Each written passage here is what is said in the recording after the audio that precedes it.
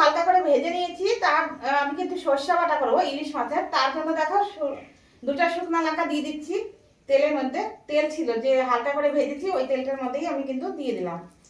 তো দেখো কয়েকটা গোটা জিরেও দিয়ে দিচ্ছি। আর এখানে দেখো আমি কি কি বেটেছি তোমাদের বলে দিই। আমি বেটেছি কাঁচা জিরা বেটেছি, আর কাঁচা লঙ্কা বেটেছি, আদা বেটেছি, আর কিন্তু একদম কিছু দেব না। তো দেখো আমি কিন্তু দিয়ে দিচ্ছি।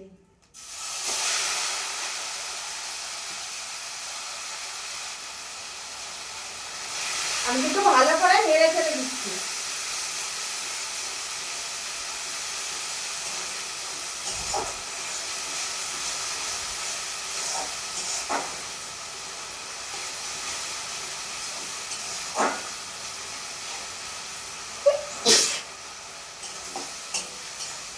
দেখো বন্ধুরা, ঝাল যে যেরকম খাবার সে সেরকম ভাবে দেবে। আমরা কিন্তু বেশি ঝাল খাই, তাই কিন্তু আমরা বেশি ঝাল দিয়েছি। এবার কিন্তু আমাদের বাড়িতে ঠাকুমা আছে, ঠাকুমা কিন্তু শুকনো লঙ্কা খাবে না, তার জন্য কিন্তু আমি কাঁচা লঙ্কা বেশি করে দিয়ে দিয়েছি।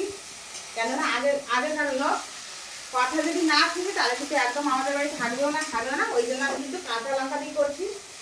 এবার ঝাল তোমাদের মধ্যে কথা, তোমরা যেরকম ঝাল খাবে সেরকম ঝাল দেবে। আমরা কিন্তু বেশি ঝাল খাই, তাই বেশি ঝাল দিয়ে দিয়েছি। তো দেখো মশলাটাকে ভালো করে ভেজে নিয়েছি। তো আমি এখন কিন্তু হলুদের গুঁড়ো দিয়ে দিচ্ছি। আমি হলুদের গুঁড়ো কিন্তু দিয়ে দিচ্ছি, দিয়ে দিলাম। পরিমাণ মতন কিন্তু আমি নুন দিয়ে দেবো।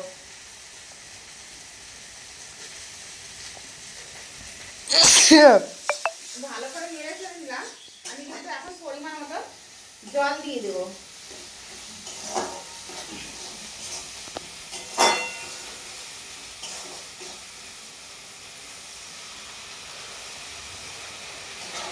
গ্রেভিটা কিন্তু বেশি থাকবে, তার জন্য কিন্তু আমি খুব বেশি জল দিলাম না। দেখো কি সুন্দর কিন্তু কালার আসছে, একদম বলতে হবে না, তোমরা দেখলেই বুঝতে পারবা বন্ধুরা। দেখো কি সুন্দর হয়েছে, দেখো কি সুন্দর।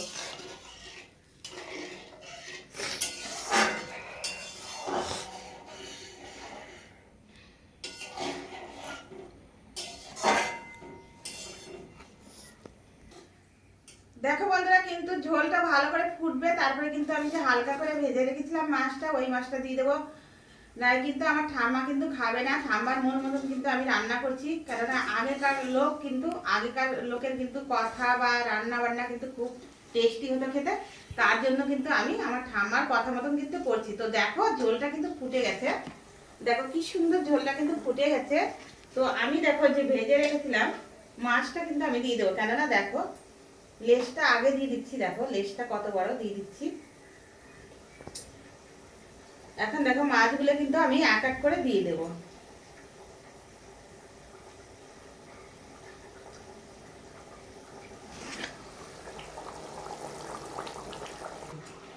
বন্ধুরা দেখো কিন্তু আমি কিন্তু মাছ দিয়ে দিয়েছি। এবার কিন্তু আমার ঠাম্মা বলেছে একটু ঢেকে রাখতে হবে, তার জন্য কিন্তু আমি এই দেখো ঢাকনা নিয়ে নিয়েছি। আমি কিন্তু ঢেকে রাখবো, কিছুক্ষণ ঢেকে রাখবো, কেন মাছটা ভালো করে সিদ্ধ হয়ে যাবে তার জন্য।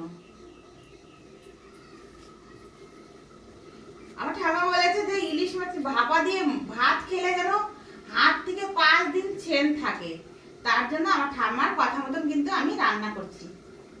তো চলো আমার যে বাকি কাজ আছে আমি ওগুলো সেরে নেব।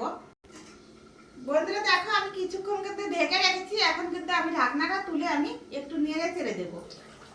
দেখো কি সুন্দর হয়েছে, দেখো কি সুন্দর কালার আসছে, দেখো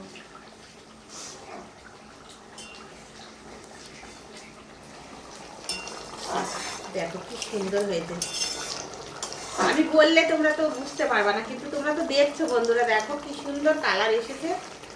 তোমরা দেখো, তোমরা দেখেই আমাকে কিন্তু অবশ্যই কিন্তু বলবা যে কালারটা দারুণ এসেছে। তো দেখো প্রায় হয়ে যাওয়ার মধ্যে এসেছে, প্রায় হয়ে যাওয়ার মধ্যে হয়ে গেছে, প্রায় আর একটু হবে, হয়নি এখনো।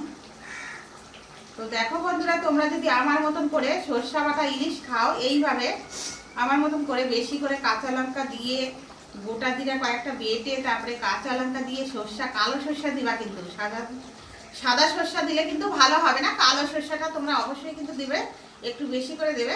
তো এইভাবে যদি দিয়ে তোমরা যদি সরষা বাটা ইলিশ খাও এইভাবে আমার মতন করে, কিন্তু দেখো হয়ে গেছে। আমি কিন্তু এখন নামিয়ে নেব। তো আমার মতন করে যদি এইভাবে তোমরা বাড়িতে খাও, খুবই অল্প সময়ের মধ্যে কিন্তু হয়ে যাবে। তো দেখো চলো আমি একটা কিন্তু এখন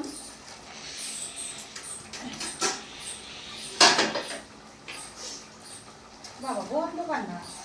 কোষ না তোকে কিছু।